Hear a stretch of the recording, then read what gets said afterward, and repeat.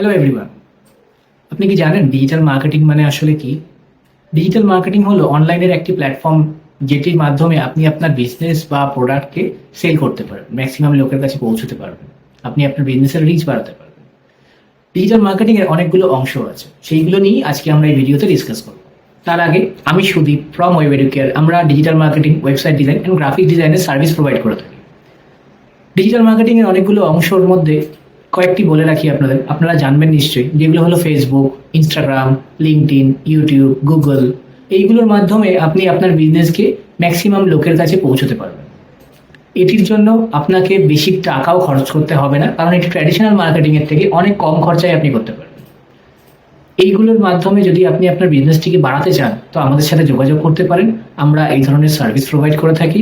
আমাদের office details, আমাদের website details, আমাদের কন্ট্যাক্ট ডিটেলস সবই ডেসক্রিপশনে মেনশন করা আছে। তো দেখা হচ্ছে আপনার সাথে অনলাইন কোনো মিটিংয়ে বা সামনাসামনি।